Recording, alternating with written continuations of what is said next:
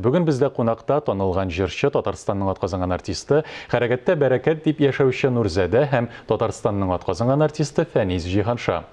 Исәнмесез? Исәнмесез. Уртак проектыгыз турында сөйләр өчен сүзне үзегезгә бирәм. Хәерле көн, хәерле иртә, мөхтәрәм тамашачыларыбыз. Бөтен дөньяга чәчелеп яшәүче безнең милләттәшләребез белән инде бу беренче проект кына түгел. Гомумән Галискар Камал исемендәге Татар дәүләт академия театры мин үзем шәхсән милләттәшләребез белән дөньяның төрле почмакларында яшәүче милләттәшләр белән инде тур эфирлары, онлайннар чыгып тордык. Һәм шушы пандемияның үзенең керткән үзгәрешләрен дә без бик каты сиздек. Алар бик актив, ничек дип әйтергә, күрәсең Казаннан, башкаладан читтә яшәүләрне тагы да берләштерә, тагы да энергиясын туплый дип әйтәсем килә. Һәм һәр бәйрәмгә, һәр очракка алар нинди дә булса бер проект уйлап табалар. Һәм әлбәттә инде Камал театрында читтә калдырмыйлар. Менә гомумән бу проект турында, нәрсә турында икән безнең Нурзәдә сөйләп китер. Бу проектта безнең инде шит илләрдә булган татарларыбыз катнаша. Татарстанда яшәгән безнең берничә артистыбыз катнаша. Һәм без бу эшне менә күптәннән алып барабыз. Хәзер инде июнь айларыннан бирле дип әйтерлек. Без башкарабыз "Мин яратам сине Татарстан" дигән җырны бик күп менә төрле илләрдәге булган татарлар белән. Бу инде без башта инде аудио вариантларын яздырдык. Аннан соң инде менә шундый зур бер флешмобка әйләнеп китте бу хәзер. Хәзер инде видеосын яздырабыз. Һәм инде бу эшне безне уйлап тапты. Анталиядә яшәп, татарларны, башкортларны берләштерүче шундагы җәмгыятьнең җитәкчесе Оксана Назарова.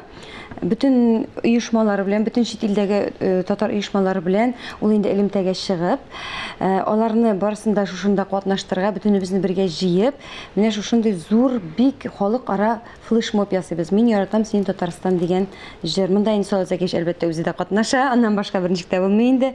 Әлбәттә инде безнең Камал театры. Кызганычка каршы җырлатмадылар. Анда мин менә карап чыктым.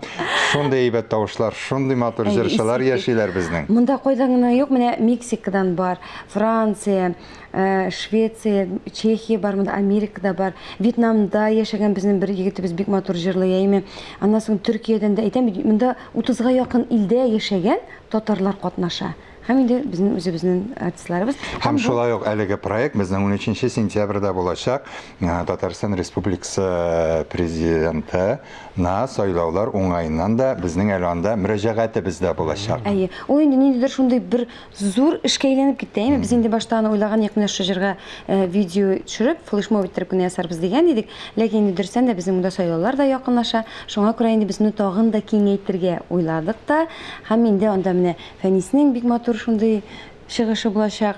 Һәм инде тагын да безнең шул җәмгыять әһелләре, шушы ниләр яшәүче милләттәшләребез һәрберсе үзләренең ниндидер котлау сүзләрендә әйтәчәкләр әле.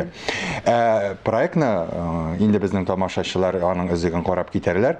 Истәлекле урыннарда һәрбер менә шәһәрнең, һәрбер илнең иң истәлекле урында басасың һәм бу бит Прага, бу бит Сан-Франциско, бу бит Кытай, карале бу бит Вьетнам дип әйтерлек шушындый картинкалар булдырдылар һәм алар шушында яздырдылар. Казанда кайсы җирдә съемкалар барды? Камал театры янындадыр дип беләм. Менә Камал театрында әлбәттә. Нәкъ шулай. Тамашачылар әлеге флешмоб ролигын ялгышмасам 30 августта карый алачаклар һәм 13 сентябрьдә, әйме? 30 августның премьерасы булачак һәм интернет челтәрләрендә инде ул старт алачак. Нурзәдә, бу проект турында ничек тотып алдыгыз? Кемнең идеясы булды бу? Бу инде әйткәнемчә, менә шушы безнең Төркиядә яшәп, андагы татарларны, башкортларны берләштерүче Оксана Назарова. Мин инде узган ел аларда Сабантуйда булдым. Дөресен әйтергә кирәк, мин Ураза айында барган идем, алар мине ифтарга чакырдылар да. Аннан соң инде мин аларга, шунда яшәгән татарларга, Анталиядә яшәгән татарларга, Анталиянең үзәгендә бу мэрның рөхсәте белән алар шундай бик матур гына мәйданчык ясаганнар иде. Мин анда үземнең концертымны куйдым. Һәм инде әлбәттә Татарстанга кайтып киттем бит инде, кайтып киттем, бер ай вакытта узмады, алар мине инде Сабан туйга чакырдылар. Без инде анда менә Егет Шәйхразиев белән бардык, җырчы егетебез инде. Һәм шулай ук безгә килеп кушылды, анда безнең Марсель Вагизов килеп кушылды, һәм Гөлназ Солтанова килеп кушылды. Һәм менә шулай без танышып киттек.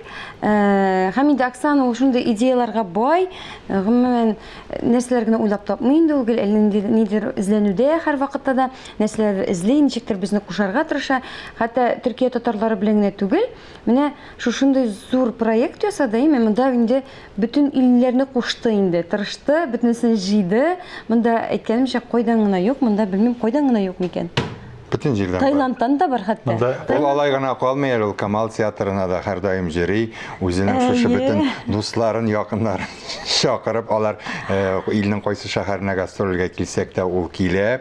Татарстан көннәре буладыр бит инде безнең электрле республикаларда, төрле төбәкләрдә. Ул менә шулай татарларны берләштереп, җыеп, һәм әлбәттә инде спектакльләребезне дә пропагандалап яшәүче бер шәхес дип әйтәсебез килә. Әлбәттә инде монда бөтен дөнья татар конгрессы да читтә калмагандыр. Нәкъ шулай дип әйтмәкче идем. Безнең инде менә шушы бөтен дөнья татар конгрессы белән берлектә бит әле бу эшләнә безнең. Алар да бик теләп бу эшкә безгә ярдәм итәргә алындылар, бик шатланып. Менә шундый зур гына бер масштаблы дип әйтергә кирәк, халыкара флешмоб көтелә безнең ала бирсә. Кадерле тамашачылар, сезне барыгызны да әлеге роликны карарга чакырып калабыз. Һәм әлбәттә инде якынлашып килүче бәйрәмнәр белән сезне